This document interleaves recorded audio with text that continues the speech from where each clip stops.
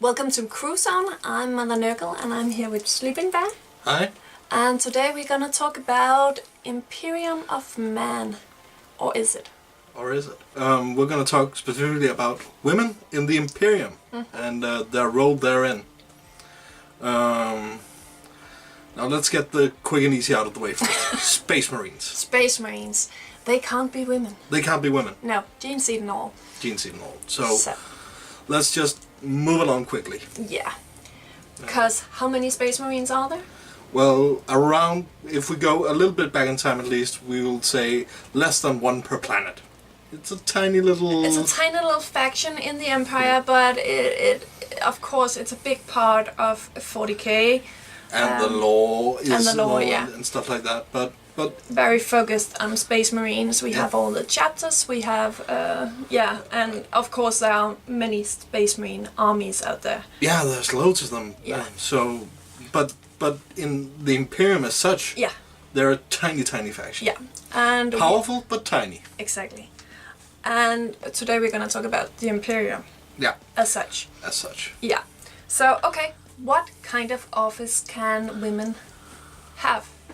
Well, everything from menial worker to High Lord of Terror. Okay. Technically. Technically. And I think there have been examples of it as well. Like one of the positions in the High Lords of Terror, one of the ones who can hold it is the highest member of the Adeptus Sororitas, the Battle Sisters. Yes. She's not always on there, but she can be. Okay. So they can be High Lord of Terror. Okay. So they can be anything but Space Marine? I think so. And they can be planetary... And of course Patriarch. Patriarch. No, not Patriarch. I'm supposed to know this word. There's the Empire and the lead of the Space Marine chapters. Primarchs. Primarchs. They can be Primarchs. They can be Primarchs, and they can't, of course, be Primarchs because of the gene seed, and they can't be the Emperor. They can't be the Emperor because that's one dude. Yeah. Okay. And you can't be him unless you're him. Oh, can you? No. No. So they can be anything. They can be anything. They can be Inquisitors. There's lots of examples of Inquisitors who are female in the law, and they can be assassins, which is also one of the very powerful positions. Not personal. They don't wield political power, but they're very dangerous at least. And Inquisitors wield a lot of power in the Imperium. They answer to no one, in general. Okay. So the Imperium is not a patriarchy. No, but I would say that there are more examples of High Lords of Terror that are men. There are more examples of planetary governors that are men. A lot of the powerful positions often is held by men, but not as a rule. More like Okay, so it very much mirrors our world. Yeah, really. It does, and I'm not sure if that's by design or because default. I can't know that, but no. Okay. but it very much mirrors our own world. Okay, so is war only male business?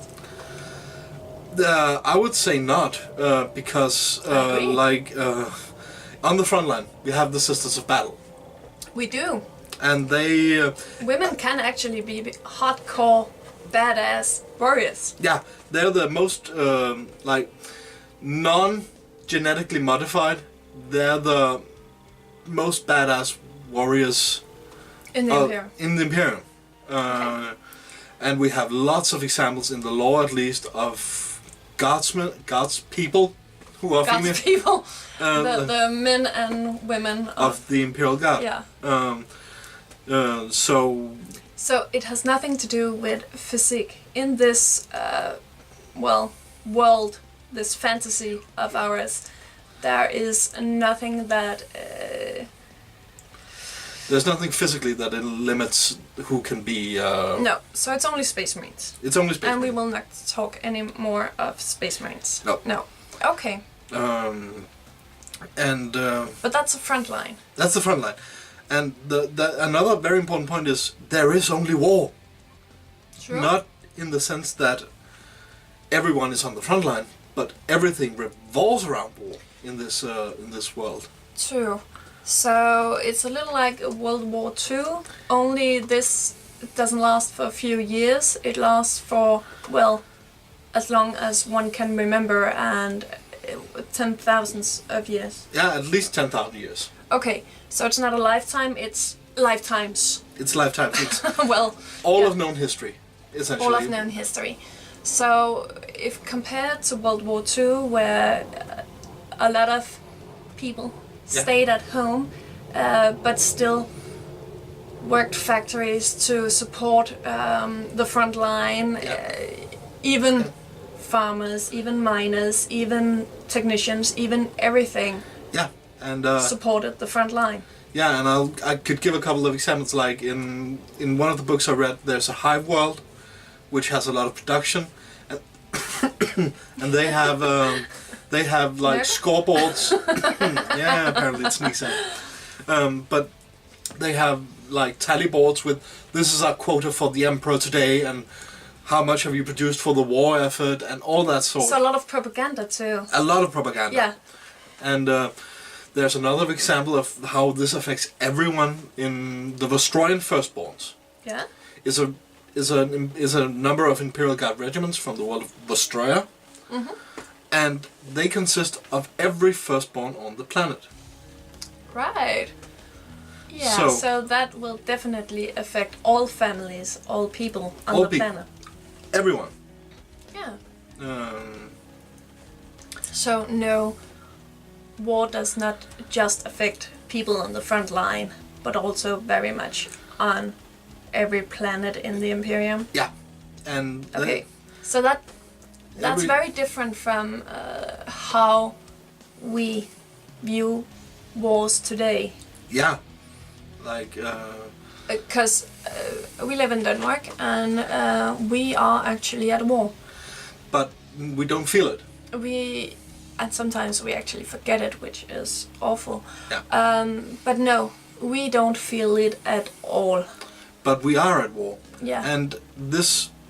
But in the Imperium of Mankind, no one forgets it ever. So it's more like World War II actually. Yeah. If you feel it slipping from your mind even for a second, there will be a poster or To remind you. or a poster or some hymns coming out about this glorious battle or something like that. We'll always be reminded all the time. All right. Um, Yeah. So it's not like living in Syria, which is on the front line, and of course that's awful. But yeah, like World War II. Like World War II. For some places it is very much like Syria and stuff like that. Of course. But in general, for most of the Imperium, it's probably more like World War II, where everything you do is concentrated on the world war effort, but you don't see shots fired. So production and colonization and procreation, Everything. You do it for the empire. Yeah. You do it to create more soldiers. You do it to create more guns. Yeah. More food for the soldiers. Everything. Everything. Yeah. Is Everything to is support the war. Yeah. Okay. Okay, So yeah, that means that of course everybody is affected. Yeah. Women included. Women included. Women like included, yeah. and women classically women professions as well, like Midwives. midwives and everything. Like We don't know if there are male midwives in the 41st millennium. And that is actually a very valid point, because 40k is about the front line. Yeah. Very much about the front line. Well, And we don't hear that much about no, people back home. we don't. Sometimes we get glimpses into what people did before they were soldiers. But that's the largest part actually. Yeah. But you get a glimpse back to the peaceful life, peaceful in quotation marks. But are they described as peaceful? Sometimes they're described as relatively peaceful. There are some who are lumberjacks or something, but there's always this sense of like For the Empire. For the Empire, and Okay. and they are machine smiths or generally or doctors who have helped deliver children and stuff like that. And, Okay. But there's always this sense of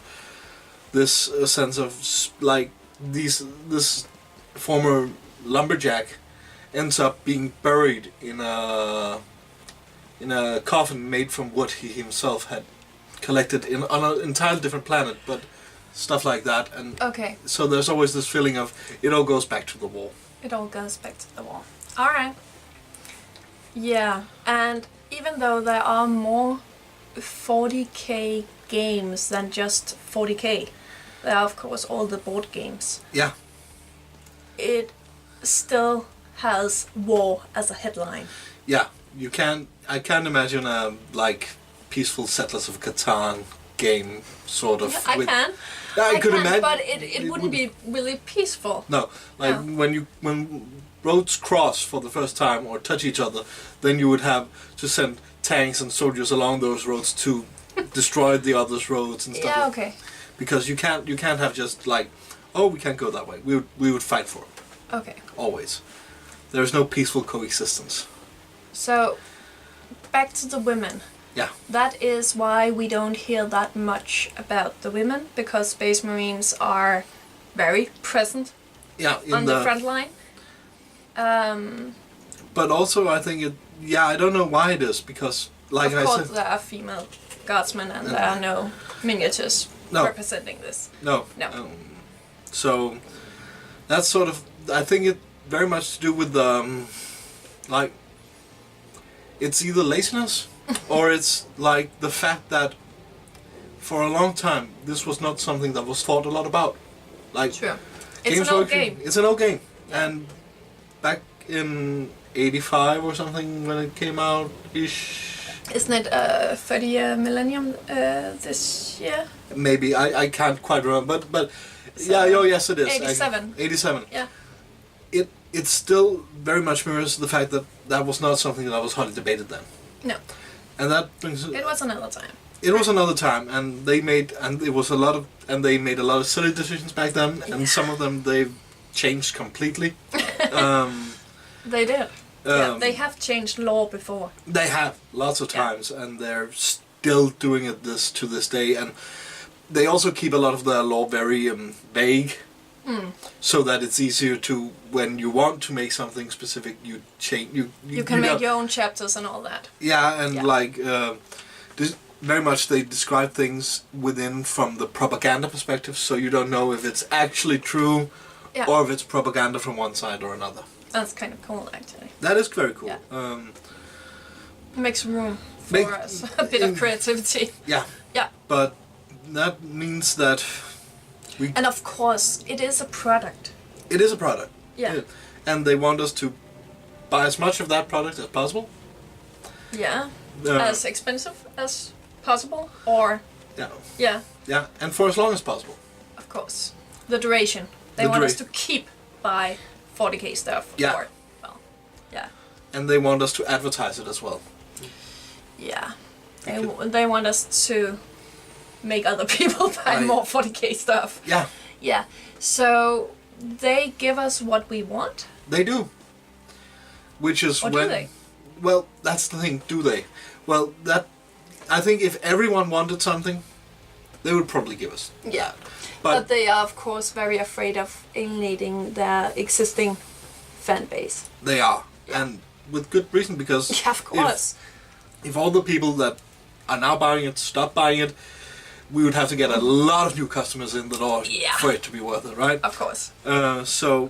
And it's more safe to keep the customers that are there than to try to get new ones. Yeah. So we But- have the people who Don't like don't new- like new things, and then- the people that don't like the things as they are. Yeah, And then of course we have Ronan, who is both. who is both. Because Ronan doesn't like new things, but Ronan has a female Space Marine army. Yeah. Yeah. And but this, in this way, it makes sense because you might disagree with parts of the law and be very much adamant about other parts of the lore, which makes it, of course, it's fraught ground for Games Workshop to go over. But the thing is, I believe that if enough people make themselves heard that they want, for example, more diversity options in their armies, they probably will get it. Or 40k settlers. Or 40k settlers, if that's what you want. Or more novels describing the regular lives of 1984 novel. Yeah, you could totally do that. Yeah, that's possible. Yeah. Okay, so to round things up. Yeah. In general, what I'm saying is, it's not the Imperium of Man; it's the Imperium of Mankind. It is. In the lore sense. In the lore sense, yeah. And yes, Games Workshop has not been that effective in representing women on the battlefield. No, and there are lots of examples that they could. Yeah, they could do more of that. Yeah. But I think we have covered the war is a male business part. Yeah. That's a very often seen as an argument. Yeah.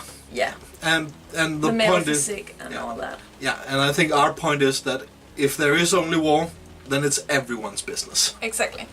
And to round it out, I might just say that if we want to go into the other species, none of them are very strongly male-dominated. They are either genderless. They are actually genderless.